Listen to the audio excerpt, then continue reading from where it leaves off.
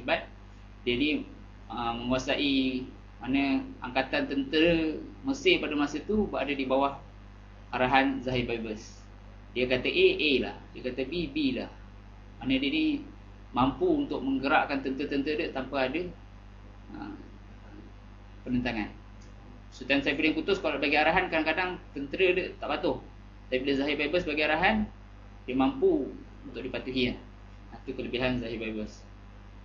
Ni yang ketiga adalah Hulagu Khan. Hulagu Khan adalah cucu kepada Genghis Khan yang nak cerita. Dia adalah panglima yang penting dalam cerita ni. Itu dalam peperangan di Baghdad dan peperangan di Ain Jalut. Dia adalah panglima tentera Mongol pada masa itu. Dan yang terakhir sekali adalah Izzuddin bin Abdul Salam. Iaitu gelaran dia adalah Sultanul Ulama. Raja kepada para ulama. Okay. Jadi insya-Allah sebelum anda gerak lebih lanjut, mana anda nak kongsikan fakta-fakta yang anda gunakan dalam kongsian kita pagi ni adalah berdasarkan 3 kitab. Iaitu yang pertama kitab ni, kitab Izzuddin bin Abdul Salam. Itu tokoh ni, iaitu dia seorang ulama Syria, tapi dia berhijrah ke Mesir dan dia membantu menghidupkan dakwah dan jihad di Mesir. Yang kedua, kitab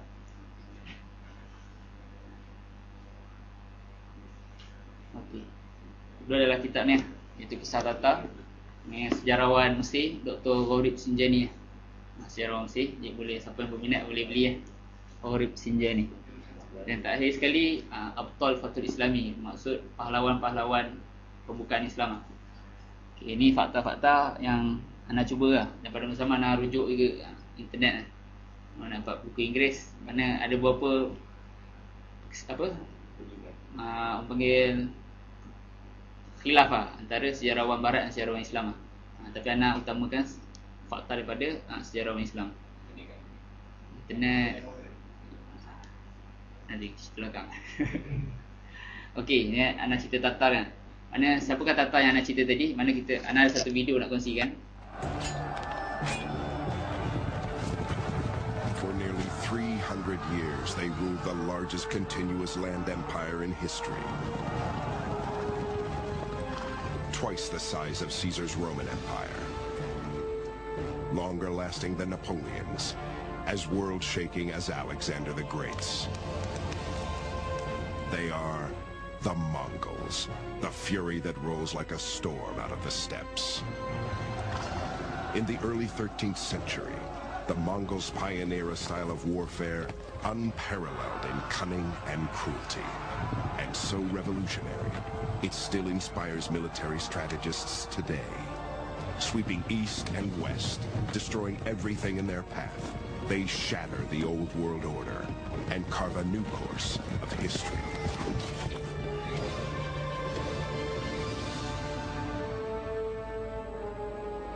Okey, itu sedikit video nak gambarkan. Kita kebayangkan orang Mongol ni adalah satu puak orang asli yang duduk dalam hutan Malaysia kan. Mereka ni tak ada tamadun langsung, duduk dalam hutan, keluar tapi mampu menguasai empire yang paling besar di dunia dalam sejarah manusia. Empire Rome pun tak sebesar tu lah. Mereka ni empire dia orang bermula daripada Korea, mana kecil, semenanjung kecil kat atas, sampailah kalau tengok sejarah dia, sampailah ke Moskow, dia sampai ke Rusia, mana empire sangat-sangat besar. Okey, mana ni boleh tengok macam mana kemarahan Tatar. Kemarahan Tatar. Okey, jadi sewaktu Genghis Khan mula mara menyerang, membesarkan empire dia, mana kekuatan tentera-tentera Mongol ni disedari oleh tentera salib di Eropah. Kemudian tentera salib menghantar utusan dia untuk berjumpa dengan Genghis Khan. Iaitu yang dicatatkan dalam sejarah, iaitu King Louis ke-9. King Louis ke-9 ni dia punya tapak sejarah dia ada kat Mansura, dekat Sikar. Mana itu adalah penjara yang sewaktu serangan kat Mongol pada masa sama tentera salib pun menyerang umat Islam. Tapi sayangnya King Louis ni telah kalah dalam peperangan tu. Dia pun dipenjarakan di Mansurah. Penjara dia ada. Siapa nak lihat boleh sebelum balik ni. Okey. Jadi sewaktu rombongan King Louis tu datang ke Mongolia, dia minta tolong Genghis Khan supaya menyerang umat Islam kan.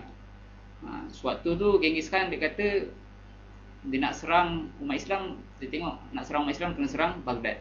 Baghdad adalah ibu kota umat Islam tapi dia tengok pada masa tu sebelum nak serang Baghdad, Baghdad ni dipertahankan ataupun antara kerajaan Mongol dan Baghdad ada satu wilayah Islam yang bernama Kerajaan Khawarizm. Kerajaan Khawarizm ni adalah satu kerajaan yang Islam, tetapi dia ni tak nak bernaung di bawah khalifah. Tak nak bernaung di bawah khalifah. Jadi berlakulah serangan, Mongol berjaya menawan Khawarizm. Tapi sayangnya Genghis Khan mati sebelum dia dapat mencapai cita-cita dia menyerang Khalifah Abbasiyah pada masa tu. Jadi selepas beberapa tahun kematian dia, raja-raja Mongol Raja Mongol ni digantikan oleh cucu dia yang bernama Mongke Khan, nak cerita tadi. Mongke Khan ni adalah seorang yang sangat-sangat keras dan lebih berdarah daripada Genghis Khan. Okey, jadi sewaktu Mongke Khan jadi Raja Mongol, dia mengarahkan Hulagu Khan, iaitu saudara dia, cucu pada Genghis Khan dia. Dia kata, kau siapkan tentera-tentera kita untuk menyerang Mongol, untuk menyerang Baghdad. Okey, mana diarahkan Hulagu Khan untuk menyerang Baghdad. Tapi nak tengok Hulagu Khan bukanlah seorang yang memanggil kita anak akan tengok apakah perbezaan antara tentera Mongol dan tentera Islam pada masa itu. Jadi sebelum Hulagu Khan menyerang Baghdad pada masa itu, dia membuat persiapan selama 5 tahun. 5 tahun buat persiapan. Antaranya dia mengumpulkan kekuatan-kekuatan dengan orang Islam sendiri. Kerana dia mempengaruhi gubernur-gubernur Islam yang korup, yang tak amanah, supaya tunduk kepada kerajaan Mongol. Akhirnya sebelum serangan terhadap Baghdad tu, mana berlakulah pengkhianatan daripada umat Islam sendiri. Pada masa yang sama, dengan bantuan daripada Eropah, mana sebelum serangan terhadap Baghdad, tentera-tentera Mongol juga dibantu oleh tentera-tentera Eropah. Okey, itu keadaan sebelum serangan mana persediaan yang dilakukan oleh Hulagu Khan. Mana dia pun menggunakan, diceritakan sewaktu serangan terhadap Baghdad, dia membawa pakar-pakar senjata daripada China untuk menyerang Baghdad. Okey, itu keadaan tentera Mongol lah. Jadi ni anak cerita tentang keadaan umat Islam pada masa tu, khususnya keadaan di Baghdad sebelum serangan Tatar. Mana pada masa tu umat Islam adalah satu umat yang maju maju dari segi segala aspek teknologi. Mana kalau sebut teknologi, umat Islam paling hebat pada masa tu. Tapi sayangnya mereka adalah umat Islam yang bernilai sifar, kosong, tak ada nilai.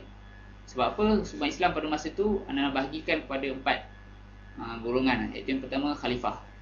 Khalifah pada masa tu adalah Khalifah Al-Mustaqsim Billah, Khalifah terakhir bagi Bani Abbasiyah. Seorang yang soleh, rajin beribadat. Tapi sayangnya dia beribadat tu diri dia sendiri. Dia seorang yang lemah memimpin, seorang yang tidak berani, dan seorang khalifah yang tidak pandai memilih penasihat.